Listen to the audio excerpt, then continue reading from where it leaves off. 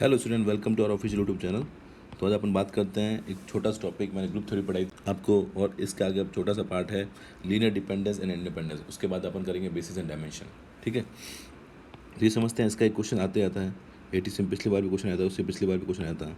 बहुत ही आसान टॉपिक, कुछ भी नहीं है। पहले डेफिनेशन देख लेते हैं। डेफिनेशन क्या है? Let we be a vector space और एस वी1 वी2 वी3 आपको सभी स्पेस दिया हुआ है। B non empty set of vector if there exist scalar k1 k2 k3 to kr not all zero. मैंने नोट लगाया हुआ है, ये सारा जीरो नहीं होना चाहिए, एक साथ जीरो नहीं होना चाहिए। k1 k2 k3 कोई भी स्केलर हो सकते हैं, लेकिन एक साथ सारे जीरो नहीं होना चाहिए। आप बोलो सर सब जीरो ले लो, तो सारे जीरो लोगे तो हमेशा ही क्या आएगा? जीरो आएगा वो। तो k1 v1 plus k2 v2 अगर इसको करने पर अगर ज़ीरो आता है तो अपन इसको बोलते हैं लीनियर डिपेंडेंट बोलते हैं, और अगर ज़ीरो के इक्वल नहीं आता है लीनियर इंडिपेंडेंट बोलते हैं। बहुत सिंपल से आपको वेक्टर v1 v2 v3 दिया होगा, k1 k2 k3 दिया होगा, नहीं तो कई बार आपको लेना भी पड़ेगा, मैं बताऊंगा क्वेश्चन कराकर। तो अगर वो जीरो आ जाता है, k1 k2 k3 की स्केलर वैल्यू लेने पर जीरो आ जाता है, तो वो लीनियर डिपेंडेंट होंगे, और अगर नहीं आता तो वो लीनियर इंडिपेंडेंट होंगे। बस इतना ध्यान रखना है आपको। अब मैं 4-5 क्वेश्चन कराऊंगा, ये आपको क्लियर हो जाएगा। और इसका एक क्वेश्चन 80 के अंदर इसका एक क्वेश्चन हर बार आ रहा है। बहुत इजी टॉपिक है, तो इजीली आप कर सकते हो। सिर्फ वीडियो देख के जाओगे तो भी आप क्वेश्चन आराम से कर लोगे, मेरी गारंटी। ठीक है। और दूसरी बात, इस चैनल पर ऑलरेडी बहुत सारे वीडियो डाले हैं। उस चैनल में क्वांट वाला सेक्शन अभी बोल रहा हूँ, देख लो जाकर। क्वांट वाला जो वीडियो डाले हैं वो देख लो, बहुत काम आएंगे। बहुत सारी शॉर्ट ट्रिक बताई हुई मैंने। आप जो क्वांट के लिए इधर उधर घूम रहे हो, बहुत से बच्चों का मैसेज आ रहा है मेरे पास में कि सर क्वांट समझ में नहीं आ रही है, क्वांट में रेशियो प्रपोर्शन समझ में नहीं आ रहा है, ये नहीं आ रहा, वो नहीं आ रहा। आप एक बार जाकर क्वांट जो ATC का एओ मैथमेटिक्स का मेरा जो प्लेलिस्ट है, उसमें आगे जाकर देखना ATC RRB करके मैथ्स करके लिखा होगा। उस प्लेलिस्ट में जाना, आपको बहुत सारे वीडियो मिलेंगे क्वांट के, मैथ्स के। वो सारे वीडियो देख लेना। मेरी गारंटी है कि 15-20 क्वेश्चन जितने भी तुम्हारे ATC में आते हैं, करीब 70-80% क्वेश्चन कर लोगे। इतनी शॉर्ट ट्रिक्स बताई हुई है, बहुत सारी शॉर्ट ट्रिक्स बताई हुई है, बहुत सारे तरीके बताए हुए हैं कैसे क्वेश्चन को सॉल्व कर सकते हैं। इंजीनियरिंग तरीके से मैथ्स कराई हुई है, नॉट ऐसे तरीके से। इंजीनियरिंग वाले कैसे इन क्वेश्चन को फटाफट कर सकते हैं, उस तरीके से बताया हुआ है। कैसे आने वाले क्वेश्चन फटाफट कर सकते हैं, तो बहुत काम आने वाले। मैं बार बार इसलिए बोल रहा हूँ कि एक बार जाकर देखो, बहुत फ़ायदा मिलेगा। ठीक है, बाकी तुम्हारी मर्जी है। अब अपन बात करते हैं लीनियर डिपेंडेंट की बात करते हैं। तो लीनियर डिपेंडेंट की डेफिनेशन समझ में आ गई कि v1 v2 v3 जो भी दिया होगा उसको k1 k2 k3 से मल्टीप्लाई करना है। अगर जीरो आता है तो लीनियर डिपेंडेंट, नहीं आता लीनियर इंडिपेंडेंट। ठीक है ना। अब 3-4 क्वेश्चन कर लेते हैं, समझ जाते हैं टॉपिक क्या है। चलो फर्स्ट क्वेश्चन देखो, क्वेश्चन मार्क लगा देते हैं। तब बोल रहा था वेक्टर v1 1,-2 दिया हुआ है, v2 दिया हुआ -5,10 आर डिपेंडेंट इन r²। आपको चेक करना है। तो देखो सिंपल सा, मेरे को इतना पता है कि k1 v1 plus k2 v2 ये जीरो आ जाना चाहिए किसी स्केलर वैल्यू पर। ठीक है ना। तो मैंने बोला था k1 k2 कई बार दिया होगा, कई बार नहीं दिया होगा, तो आपको खुद को लेना है। सपोज k1 को k1 लिखते हैं, v1 कितना है 1,-2, k2 ये कितना है -5,10। इसको अपन को जीरो ला सकते हो क्या? जीरो बिल्कुल ला सकते हो।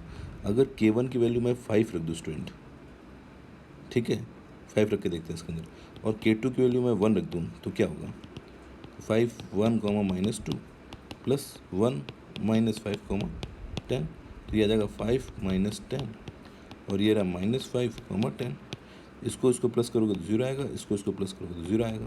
तो 0,0 आ रहा है, दैट्स वाई क्या हो जाएंगे? ये डिपेंडेंट हो जाएंगे। क्या हो जाएंगे? डिपेंडेंट हो जाएंगे। अब इस -5 की जगह अगर 7 होता तो नहीं होता।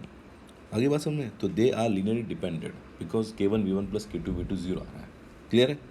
आगे क्वेश्चन देखते हैं। इसी टाइप का क्वेश्चन 80 से में पिछली बार आया था, आप चेक करना। अब आपसे क्वेश्चन हो जाएगा वो वाला, सेम लॉजिक पे क्वेश्चन था। बस k1 k2 की वैल्यू थोड़ी सी दिमाग से लेनी है। सपोज मैं बोलूँ 3 6 है, और आगे वाला -3, -6, तो आपको समझ में आएगा कि k की वैल्यू 1 ले लो और उसकी वैल्यू -1 ले लो। मतलब थोड़ा दिमाग लगाओगे तो आंसर आ जाएगा। एक क्वेश्चन और करते हैं। चलो ये वाला क्वेश्चन देखो, ये नोट तो लिख कर ले लो। जहाँ तक मुझे लगता है 80 से में ये वाला क्वेश्चन जरूर छपेगा। ठीक है, वेरी वेरी इंपॉर्टेंट। कहने का मतलब ये है, आपने पहला पढ़ा k1 v1 plus k2 v2 3 से जीरो हो जाता है तो लीनियर डिपेंडेंट हो जाता है। ये लीनियर डिपेंडेंट होगा, लेकिन इसमें k1 k2 k3 एक साथ जीरो नहीं होना चाहिए, सारे एक साथ जीरो नहीं होना चाहिए। अगर ये एक साथ जीरो होते हैं तो वो वेक्टर लीनियर इंडिपेंडेंट हो जाएगा। अगर k1 भी जीरो है, k2 भी जीरो है, k3 भी जीरो, k4 भी जीरो, सारे एक साथ जीरो हो जाते हैं, तो ऑब्वियसली इसका आंसर क्या आएगा? जीरो आएगा। तो ये केस आपको ऐसे लगेगा लीनियर डिपेंडेंट का, नहीं, ये वाला केस हो जाएगा लीनियर इंडिपेंडेंट हो जाएगा। अब ऐसा कोई वेक्टर बना ही नहीं जब जीरो नहीं आ सकता। आप v1 v2 v3 कुछ भी रखोगे, लेकिन अगर k1 k2 k3 जीरो है तो आप कुछ भी कर लो, वो हमेशा जीरो ही आएगा। तो जब ध्यान है ना, k1 v1 plus k2 v2 plus k3 v3 zero आ रहा है due to K1 equal to zero, K2 equal to zero, K3 equal to zero, सारे स्केलर K1 वाले जो जीरो है, तो ये वाला केस होता है लीनियर इंडिपेंडेंट का कोर्स होता है, केस होता है, सॉरी, ठीक है ना। अब ये क्वेश्चन इसी पर है, कैसे देखो, ये अपन क्वेश्चन अगर क्वेश्चन दिया था एग्जाम के अंदर और पूछा था, इतने पूछा होता कि लीनियर इंडिपेंडेंट कौन सा ऑप्शन होगा और एक ऑप्शन ये दिया होता, तो अपन कैसे करेंगे। अब देखो, तो सिंपल सी बात है, K1 1,1,1 plus K2 1,1,0 plus K3 1,0,0, ये आपका आना चाहिए 0,0,0 आना चाहिए। 0 का मतलब 0 का वेक्टर की फॉर्म ऐसे लिख सकते हैं। तो ये हुआ K1, फिर यहाँ से आएगा K2, यहाँ से आएगा K3, कॉमा, अगला आएगा K1, फिर आएगा K2, फिर आ जाएगा 0, मतलब आगे 0 लिखने की जरूरत ही नहीं है। सो मैं क्या कर रहा हूँ, मैं सिर्फ मल्टीप्लाई कर रहा हूँ इसको K1 से, क्या इसको K3 से, क्या, तो ये आएगा। वैसे इसको करूँगा K1 से, फिर इसको करूँगा K2 से, ये हो जाएगा 0, तो लिखने की ज़रूरत नहीं है। अगला आएगा K1, फिर 0 हो जाएगा, फिर 0 हो जाएगा, और ये हुआ 0 0 0। अब इसको कंपेयर करो, यहाँ से कंपेयर करोगे तो K1 की वैल्यू कितनी आई, 0, ठीक है। K1 प्लस K2 आपका 0, सेकेंड वाले कंपेयर करोगे तो क्योंकि K1 0 तो K2 भी क्या आएगा 0 और K3 भी क्या आएगा 0, तीनों अगर 0 आ रहे हैं तो ये वाला केस किसका होता है, लीनियरली इंडिपेंडेंट का। मैं बोलूँगा इसको याद करके जाना, इस चीज़ को पढ़ के जाना, इसकी क्वेश्चन को 10 बार लिख देना, ये चीज़ याद रहनी चाहिए। ऐसा ही क्वेश्चन पिछली बार आया है, तो ये क्वेश्चन आ सकता है, किसी को याद नहीं रहेगा कि ये वाला केस क्या होता है। वो बोलेंगे 0 तो आ रहा है, इसका मतलब तो क्या लीनियर डिपेंडेंट हो गया, नहीं, लीनियर इंडिपेंडेंट होगा, ध्यान रखना, जब K1 equal to 0, K2 equal to 0, K3 equal to 0। मैं वापस से बोल रहा हूँ, जो चीज़ें मैं बोलता हूँ बहुत इंपॉर्टेंट है, वो मुझे बहुत इंपॉर्टेंट लगता है, ठीक है। तो इसको ढंग से करके जाना, जो मैं समझाया इसको दिमाग में फिट करके जाना। चलो अगला देखो, चलो स्टूडेंट ये वाला क्वेश्चन देखो, क्या बोला, determine whether the set of vector v1 v2 v3 is independent और नॉट। ये चेक करना है आपको, वापस वैसे ही चेक करोगे, किस चेक करना है, इंडिपेंडेंट है कि नहीं है, तो वही K1 v1 कितना है 2, 1, 0, 3, फिर यहाँ लिखा K2 कितना होगा 3, -1, 5, 2, फिर लगाओ K3 निकालोगे -1, 0, 2, 1 इक्वल टू 0, 0, 0 कर दो, ठीक है, 4 है ना इसलिए 0 4 कर दो, ठीक है। अब इसको आप सॉल्व करके देखना, आप सॉल्व करोगे तो आपको लगेगा K1 K2 K3 वापस से 0 आ रहा है, क्या आ रहा है 0 आ रहा है। मैं इसको क्वेश्चन को वापस लेकर रहा हूँ, आप ये करके देखना 0 आ रहा है कि नहीं आ रहा है, ये 0 आ रहा है, दैट्स वाई केस किसका होगा, लीनियरली इंडिपेंडेंट का होगा देना। इसको बार बार वर्ड को इसलिए बोल रहा हूँ कि आपके दिमाग में छप जाए, बहुत ज़्यादा इंपॉर्टेंट है, ठीक है। तीनों क्वेश्चन कराए, तीनों क्वेश्चन बहुत इंपॉर्टेंट है, तीनों याद करके जाना, बार बार प्रैक्टिस कर लेना, लेकिन गलत मत करके आना, ठीक है। चलो अगर मैट्रिक्स का क्वेश्चन आ जाओ कैसे करोगे, ये लीनियर डिपेंडेंट है या नहीं यही चेक करना है। तो बस K1 और ये matrix A 4 0 -2 -2 plus K2 1 -1 2 3 K3 0 2 1 4। अगर ये 0,00 आती है, अगर K1 K2 K3 0 नहीं आ रहे हो, सारे 0 नहीं आ रहे हो, तो लीनियर डिपेंडेंट होगा। लेकिन अगर K1 0 आ रहा है, K2 भी 0 आ रहा है, K3 भी 0 आ रहा है, तो वो क्या हो जाएगा, केस हो जाएगा लीनियर इंडिपेंडेंट हो जाएगा। अब मल्टीप्लाई कैसे करते हैं स्केलर की सिमेट्रिक से, तो सिंपल से क्या आएगा 4K1 0 -2K1 -2K1, ठीक है, प्लस इसको नीचे लिख देता हूँ, थोड़ा सा जगह कम है, सिर्फ मल्टीप्लाई करके दो। क्या मैं इसको डायरेक्ट लिख सकता हूँ कि मल्टीप्लाई, थोड़ा सा दिमाग लगाओगे, मैट्रिक्स दो कैसे लिख सकता हूँ, ये आएगा यहाँ पर 4K1 प्लस K2 प्लस 0, अगला आएगा 0K1 माइनस का K2 प्लस 2K3, सही है।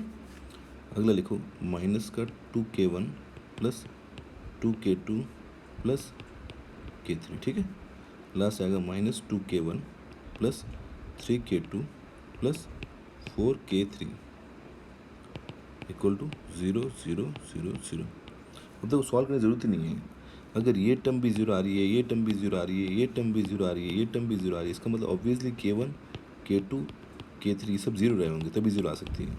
करके देख लो, आप करके देख लो, तो ये सब 0 आ रहे हैं, दैट्स वाई अपन बोल सकते हैं। तो K1 K2 K3 तीनों 0 आ गए, अगर इसमें से एक 0 नहीं आता तो काम चल जाता है कि तीनों 0 आ रहे हैं, दैट्स वाई केस किसका होगा, याद रखो, लीनियरली इंडिपेंडेंट का। अब मेरे ख्याल से गलत होना नहीं चाहिए, क्योंकि इतने सारे मैंने क्वेश्चन करा दिए इसके लीनियर इंडिपेंडेंट के। ये वाला केस मैट्रिक्स के अंदर आया क्वेश्चन, तो इस तरीके से करना है।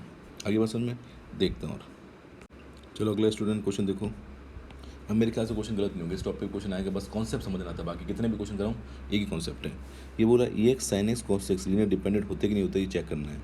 देखो अब अपन एक काम करते हैं, अगर ज़ीरो होंगे तो क्या होगा, k1 e x plus k2 sine x plus k3 cos x, ये क्या होना चाहिए, जीरो होना चाहिए। अपन यहाँ पर एक्स की वैल्यू ले लेते हैं, जीरो ले लेते हैं, फिर पाई बाई टू ले लेते हैं, 3 वैल्यू लेकर देख लेते हैं। पहले मैं जीरो रखा तो k1 ये 1 हो गया, k2 ये 0 हो गया क्योंकि साइन 0 0 होता है, और ये 1 हो गया। यहाँ से हो गया k1 प्लस k3 आपका 0 आ रहा है, यहाँ से आ जाएगा k1 equal to minus of k3, ये क्या आ गया। अब मैं रखा पाई बाई टू, तो पाई बाई टू रखने पाया k1 ई की power pi by two plus k2 और ये हो गया 0, तो यहाँ से क्या आ गया k1 ई की power pi by two plus k2 equal to 0, या इसको ऐसे कह सकते हैं k1 ई की पावर पाई बाई टू जो होगा वो माइनस k2 के बराबर होगा। सेकेंड थर्ड पाई लेने पे क्या आएगा, पाई ले लो तो यह k1 ई की पावर पाई, ये 0 हो जाएगा, ये माइनस k3 हो जाएगा। ठीक है, राइटिंग थोड़ी सी मेरी ख़राब है, तो k1 ई की पावर पाई इक्वल टू क्या आ गया, k3 आ गया। ठीक है, क्या है k3, यहाँ तक दिक्कत। अब k1 क्या है, k1 क्या है, k3 के बराबर है। यहाँ से आगे देखो k1 जो है k3 के बराबर है, लेकिन अगर मैं k1 को k3 के बराबर करता हूँ स्टूडेंट, देखो ध्यान सुनना, तो ई की पावर पाई इक्वल अगर मैं ऐसे करता हूँ k3 अपॉन k1, तो इसके अकॉर्डिंग इसकी वैल्यू आनी चाहिए -1, लेकिन ये तो -1 होता ही नहीं है।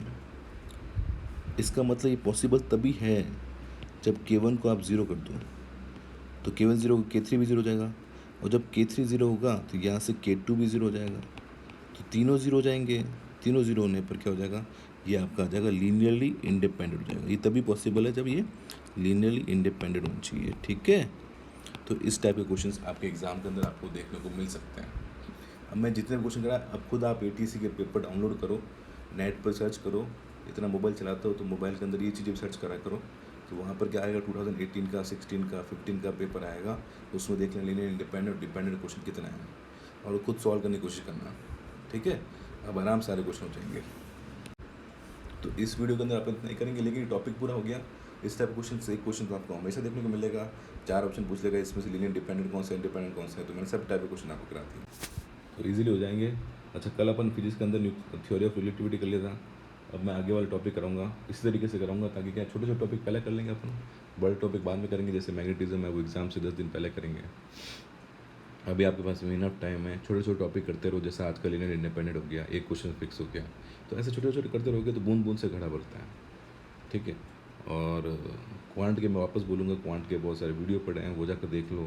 करीब करीब 70% जो है ATC का सिलेबस है वो अपने चैनल पर कराया हुआ है, उसको जाकर देखो, जितना हो सके उतना ज़्यादा देखो, ताकि तुम्हारे कॉन्सेप्ट क्लियर हुए। मैं उसी तरीके से पढ़ाता हूँ कि 1 घंटे का वीडियो तो मैक्सिमम 1 घंटे के अंदर आपका एक चैप्टर कंप्लीट करने की कोशिश करता हूँ, जिसमें मैक्सिमम चीज़ें कॉन्सेप्ट है वो आपकी क्लियर हो जाए, ज़्यादा टाइम वेस्ट ना करके। ठीक है, तो इस वीडियो के अंदर आप इतना ही करेंगे, नेक्स्ट वीडियो में अपन मिलते हैं। Thank you so much for watching this video.